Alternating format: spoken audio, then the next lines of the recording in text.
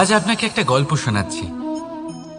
একদিন এক ব্যক্তি নিজের দ্বারে লিখে দিলেন, আজ আমি ভীষণ দুঃখী, আজ আমার সাথে কেউ দেখা করতে আসবেন না। কিছুক্ষণ পরে তার এক বন্ধু এলো, সে সেই লেখা পড়ল, তাও গিয়ে তার সাথে দেখা করল। সে বলল, আমি লেখাপড়া জানি না, কিন্তু আমার বন্ধুর মনের এই বেদনা, এটা আমাকে সবসময় ডাক দেয়। এরাই হলো আসল বন্ধু। কোনো কারণে আপনি যদি দুঃখ পান, কোনো সমস্যার সমাধান না বের করতে পারেন, এই সংসার থেকে আলাদা হয়ে যেতে চান, তাও এই বন্ধু আপনার সাথেই থাকবে। সমস্যার সমাধান না দিতে পারলেও আপনার সম্বল হয়ে অবশ্যই থাকবে। হয়তো আপনার দুঃখ কম করতে পারবে না, কিন্তু আশার আলো অবশ্যই দেখাবে। যখন আপনি সংসারের থেকে আলাদা হয়ে যান, তখনও আপনার সাথে যুক্ত থাকে আপনার এই বন্ধু, আসল বন্ধু। এবারে আমরা মানুষেরা বড়ই বিচিত্র। তারা সব সময় যে কোনো জিনিসের মাহাত্ম্য দুবার বুঝতে পারে। এক, তা পাওয়ার আগে।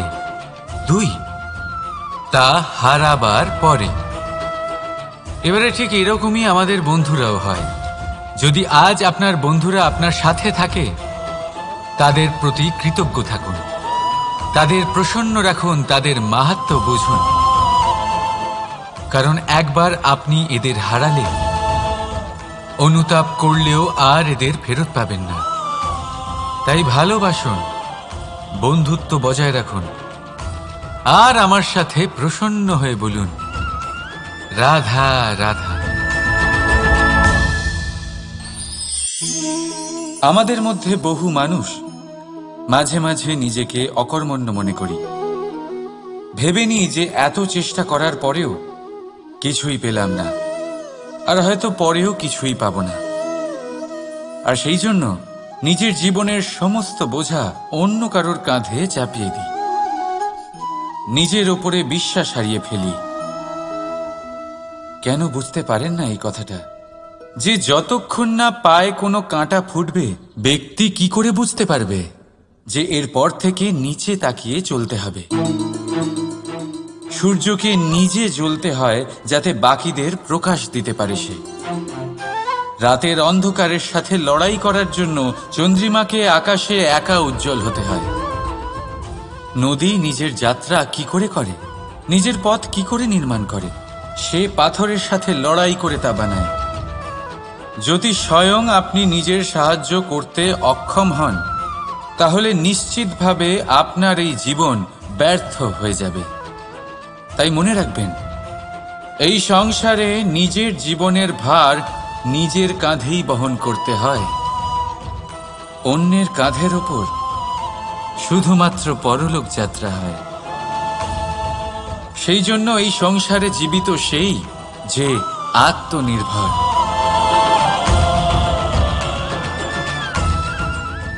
রাধা রাধা। সময়, কথায় বলে সময়ের পূর্বে কিছুই হয় না। প্রতিটা ঘটনার একটা সময় থাকে। সময়ের আগে না সূর্যোদয় হয় আর না সূর্যাস্ত হয়। সময়ের পূর্বে গাছে না ফুল ফোটে না ফল ধরে। কিন্তু একটা কথা ভেবে দেখুন, যদি বর্ষা আসার আগে কৃষক ভূমিকে না প্রস্তুত করে, বীজ রোপণ না করে, তাহলে কি ফসল ফলবে? যদি কোনো যোদ্ধা যুদ্ধের পূর্বে নিজের অস্ত্রের ধার না দেয়, তাহলে সে যুদ্ধ কি করে লড়বে? এর মানে এটাই হলো যে সময় আপনার যখন আসার তখন অবশ্যই আসবে, কিন্তু ততক্ষণ এটাও গুরুত্বপূর্ণ যে আপনি নিজেকে তার জন্য তৈরি রাখুন। কারণ এই সুযোগ, এই কথাটা শুনতে যত ছোট, এটা আসেও ততটা কম সময়ের জন্য, তারপর চলেও যায়। এবার যদি সুযোগ আপনার হাতে আসে আর আপনি তার জন্য তৈরি না থাকেন, তাহলে আপনি সাফল্য কি করে পাবেন? তাই আপনি সঠিক সময়ের জন্য অপেক্ষা করুন, সেই সুযোগের জন্য অপেক্ষা করুন, কিন্তু ততক্ষণ নিজের চেষ্টার দ্বারা নিজেকে আরো সক্ষম করে তুলুন। কারণ সাফল্য আপনার জন্য অপেক্ষা করছে, শুধু আপনি তার জন্য তৈরি থাকুন। রাধা রাধা। কথা মানুষের পাওয়া সবচেয়ে অদ্ভুত উপহার। এই কথাই মানুষকে এই সংসারের সমস্ত প্রাণীর থেকে ভিন্ন করে তোলে, সংসারের সবচেয়ে উপরে নিয়ে যায়। এই কথার কারণেই আমরা একে অপরের সাথে ভাব আদান প্রদান করি। আমি আমার মনের ভাবনা অন্য কাউকে ব্যক্ত করতে পারি, অন্য কেউ তাদের ভাবনা আমাকে ব্যক্ত করতে পারে। এই কথাই আমাদের সবচেয়ে বড় ঢাল। এবারে দেখুন, আপনি নিশ্চয়ই লক্ষ্য করেছেন কারোর কথা মধুর হলে লোকে তাকে ভালোবাসে, তাকে নিজের বন্ধু বানায়। সেইভাবেই যদি কারোর কথা কঠোর হয় তাহলে লোকে তাকে ঘৃণা করে, তাকে নিজের শত্রু মনে করে। এই কথাই ভাষা হয়ে আমাদের ইতিহাস রচনা করে। তবে আমরা কি সত্যি বাণীর বিষয়ে অতটাই ভাবি যতটা আমাদের ভাবা উচিত? ভেবে দেখুন, মানুষের কথা বলতে শিখতে কত সময় লাগে। কোনো বালক 1.5 বছর বয়সে কথা বলতে শেখে, কেউ 2 বছরে, কেউ 3। এবার দেখুন, মানুষ 1.5 বছর বয়সে কথা বলতে শিখে গেলেও তার কি বলা উচিত এটা সারা জীবনেও শিখতে পারে না। এর উপরে মনোনিবেশ করুন, এটা বোঝবার চেষ্টা করুন কি বলা উচিত।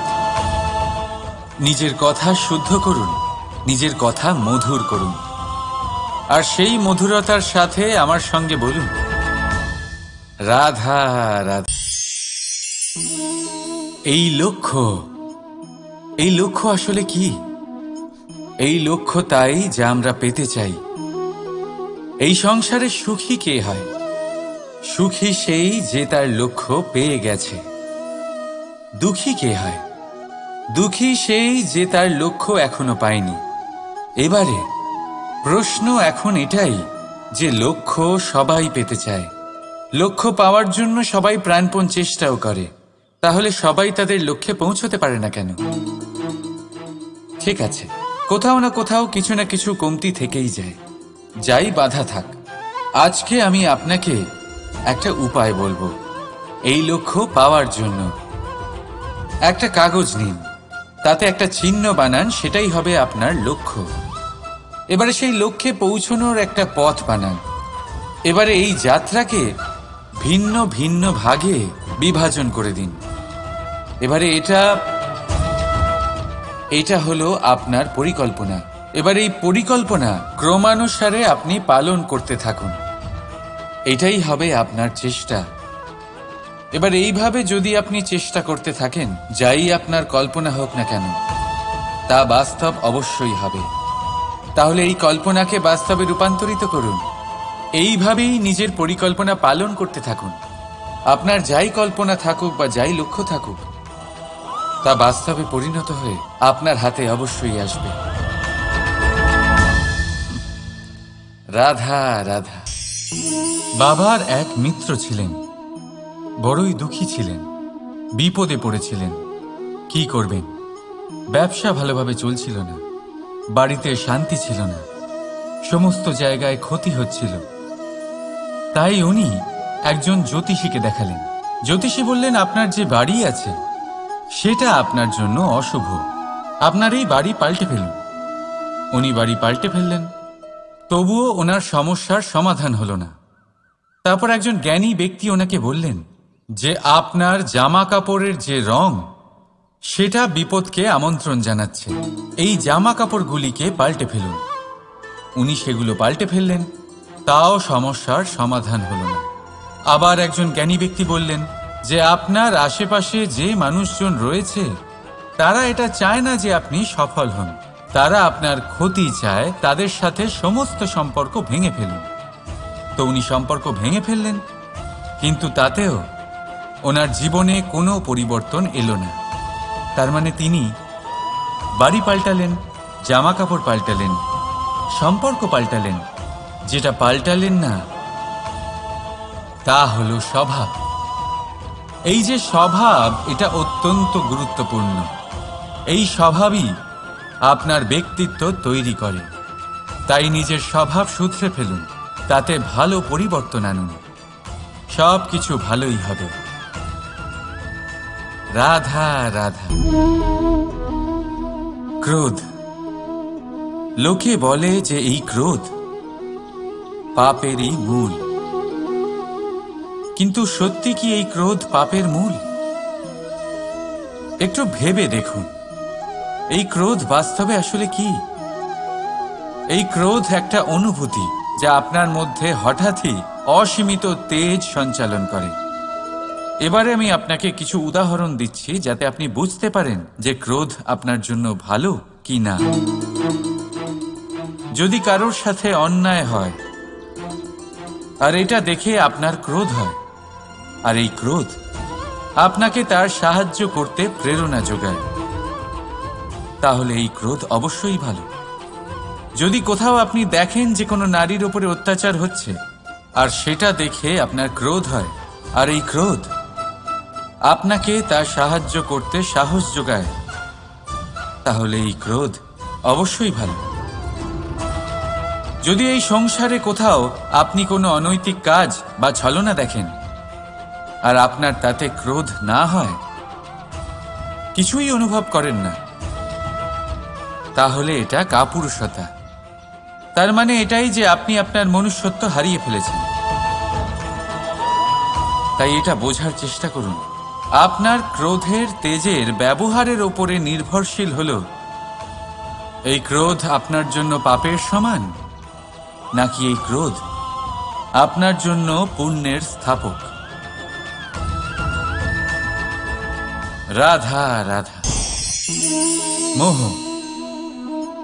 শাস্ত্রে লেখা আছে যে মোহ শুধু সেই ব্যক্তিকেই নয়, বরং সেই আরেক ব্যক্তিকেও বিনাশ করে দেয় যার ওপরে সেই মোহ আছে। এবারে লোকে কি করেন, এই শাস্ত্রে লেখা কথাগুলি শুধু শাব্দিক অর্থে নেন। এই মোহ, দেখুন, এটা শুভও হতে পারে, শুধু এর রূপ ভিন্ন ভিন্ন হয়। এটা ভালো করে বুঝতে হবে। এবারে মোহ যদি কোনো বস্তুর উপরে থাকে তাহলে তা লালসা হয়ে যায়। মোহ কোনো বিশেষ ব্যক্তির উপরে হয়ে গেলে তা প্রেম নয়, আকর্ষণ হয়ে যায়। মোহ কোনো চাহিদার উপরে হয়ে গেলে তা বাসনা হয়ে যায়। মোহ বিজয়ের উপরে হয়ে গেলে তা কুণ্ঠা হয়ে যায়। মোহ নিজের সংস্কৃতির উপরে হলে আপনাকে সংস্কৃতির রক্ষক বানায়। যদি এই মোহ নিজের গুণের উপরে হয় তাহলে সেই শিল্প দ্বারা আপনি এই সংসারে অদ্ভুত সব কাজ করতে পারবেন। এবারে এটা আপনার উপরে নির্ভরশীল যে এই মোহকে আপনি সৃজনের আধার বানাতে চাইবেন নাকি বিনাশের অস্ত্র বানাতে চাইবেন। ভেবে দেখুন, সিদ্ধান্ত আপনার। রাধা রাধা। অভিমান, আত্মসম্মান, অহংকার, দেখতে গেলে এই তিনটি শব্দ ভিন্ন ভিন্ন, কিন্তু এর মূল আধার একই, আত্মসম্মান।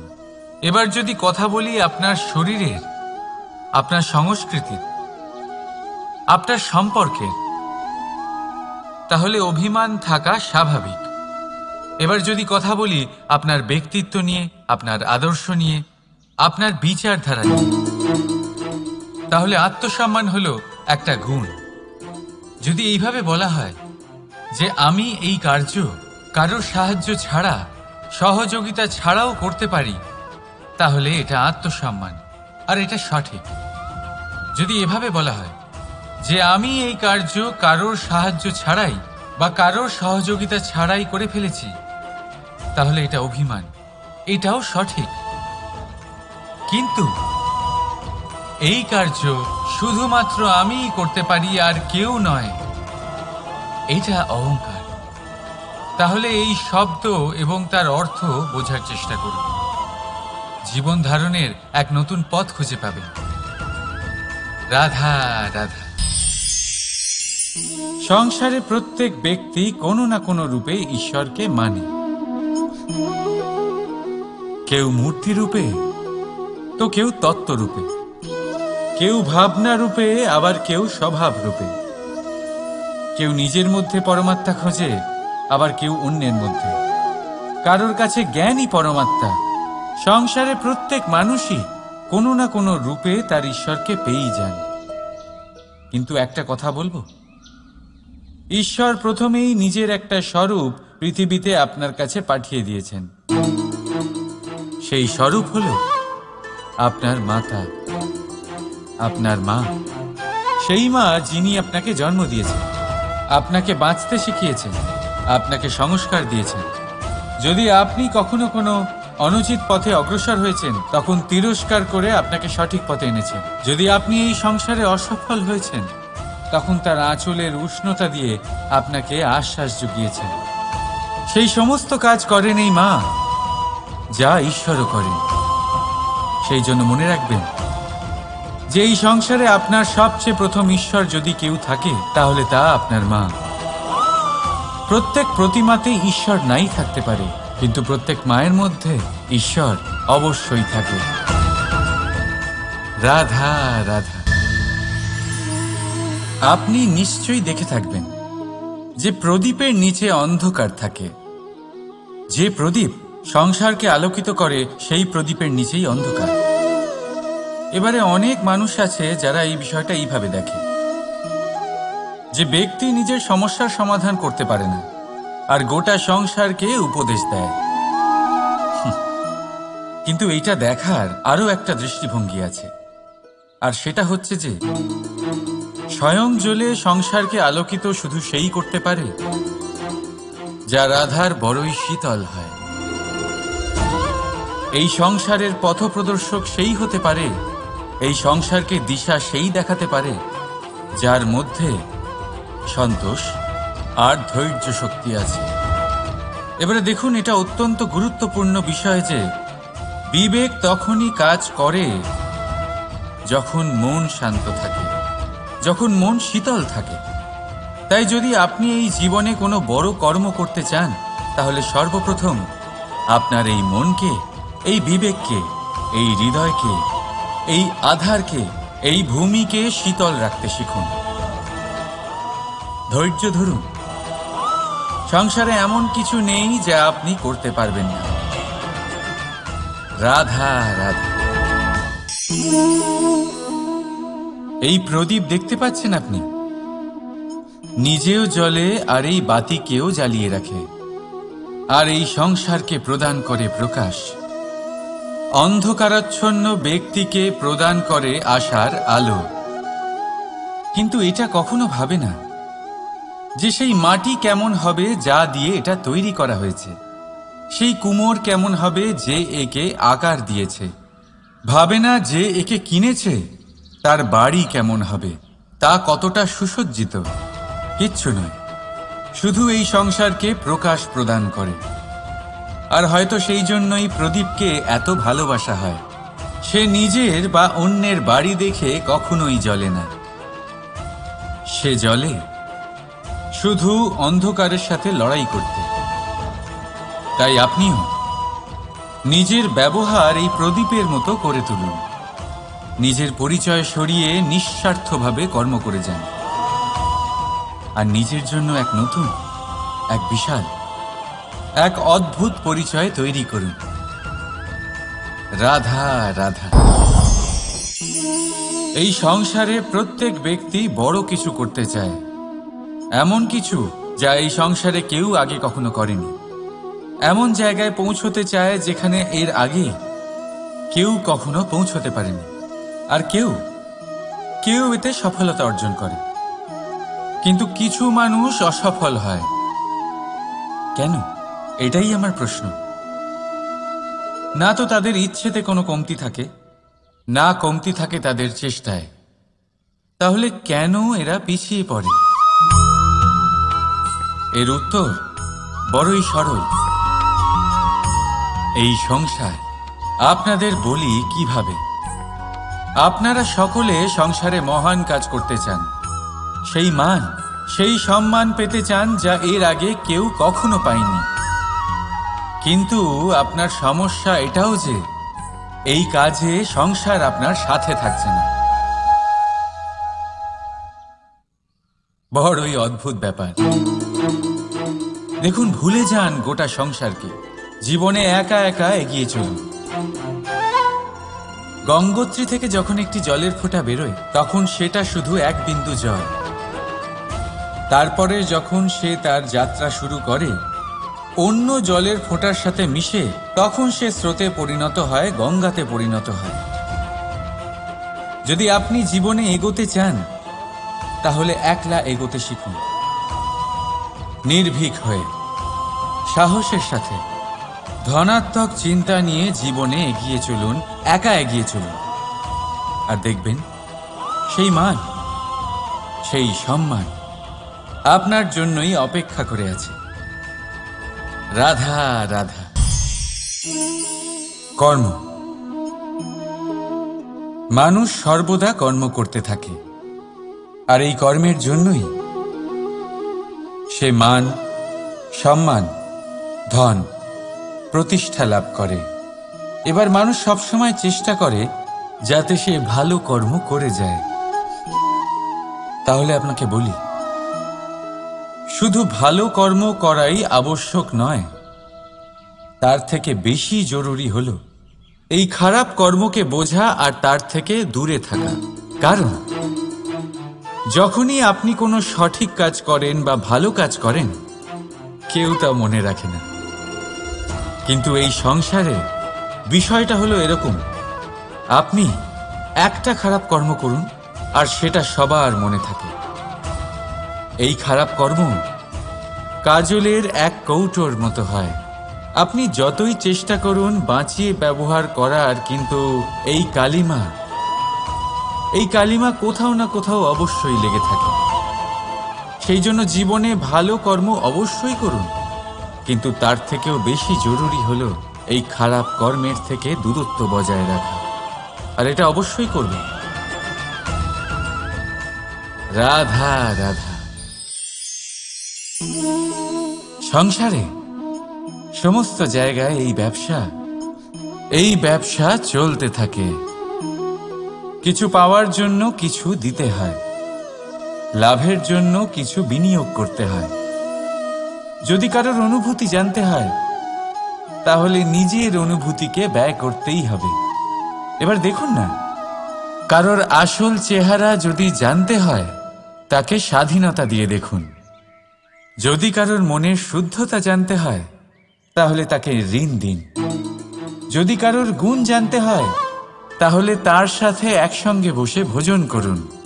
যদি কারোর ধৈর্যের পরীক্ষা নিতে হয়, তাহলে তাকে তার প্রিয় কাজ করতে বারণ করে দেখুন।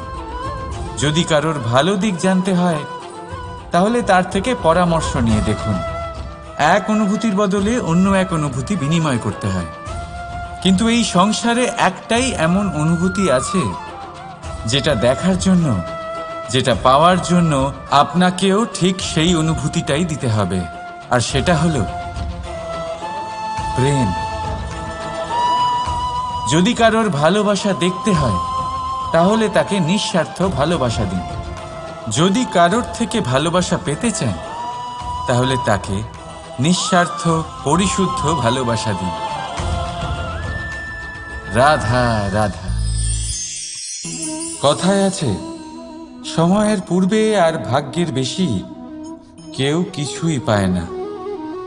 এবার এর মানে কি এটাই যে আপনি শুধুমাত্র সময়ের অপেক্ষা করবেন, সবকিছু নিজের ভাগ্যের ওপর আর কপালের ওপরে ছেড়ে দেবেন, নিজে কিছুই করবেন না? যদি আপনি এরকম করেন, তাহলে আপনি একটা বস্তু অবশ্যই পাবেন: নিরাশা, অসফলতা। এবারে আপনি বলবেন, যদি সবকিছুই ভাগ্য আর সময়ের ওপরে নির্ভরশীল হয়, তাহলে আমরা কি বা করতে পারি? করতে পারেন চেষ্টা, পরিশ্রম। এই চেষ্টাই আপনার জীবনে সেই সময়কে আপনার কাছে টেনে নিয়ে আসে, সেই সময়ে যার অপেক্ষা আপনি করছেন।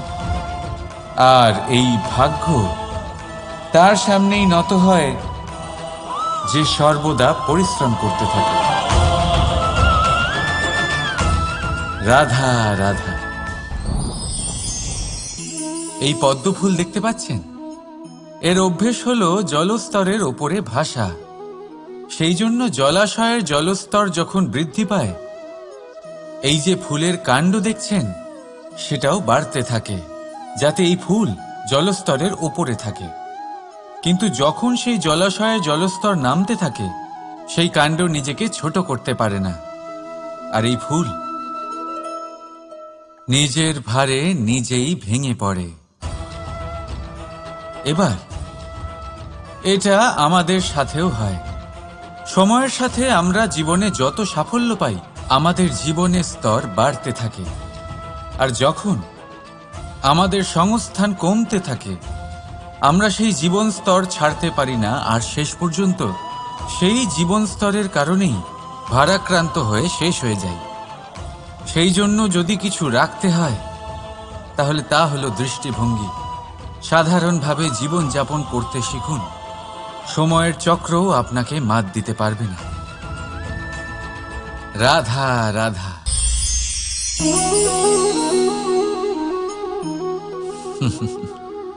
সময়, এই সময় না কোনো ব্যক্তি, না জীব, না বস্তু, তাও সময় জীবিত থাকে।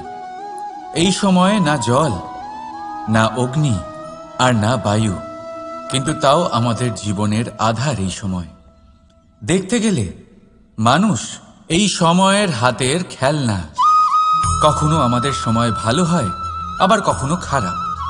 কেউ সময় আসার প্রতীক্ষা করে, আবার কেউ সময় যাওয়ার প্রতীক্ষা করে, কিন্তু এই সময় কারোর হাতে ধরা দেয় না। এই সময় যা কেউ দেখতে পায় না, এটা সবাইকে সব কিছু দেখিয়ে যায়। দেখিয়ে যায় যে আপনকে আর পরকে, আমাদের শুভাকাঙ্ক্ষীকে আর ক্ষতিকে চায়, আমাদের মিত্রকে আর আমাদের শত্রুকে। এই সময় আপনাকে দেখায় যে আপনি কতটা শক্তিশালী, সেই সময় আপনাকে দেখিয়ে যাবে আপনি কতটা দুর্বল।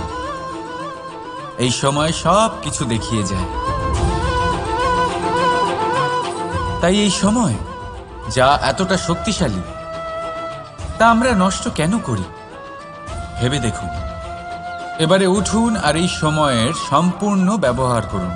এই সময়ের সদ্ব্যবহার করুন, কারণ এই সময়কে ব্যবহার করাটাই আপনার হাতে রয়েছে, আর কিচ্ছু না। আর এই সময় একবার বয়ে গেলে, তখন যাই করুন না কেন, কখনো ফেরত আসবে না। সময়ের সদ্ব্যবহার করুন আর সবার মধ্যে আনন্দ ছড়ান। আর আসুন আমার সাথে ভালোবেসে বলুন, রাধা রাধা।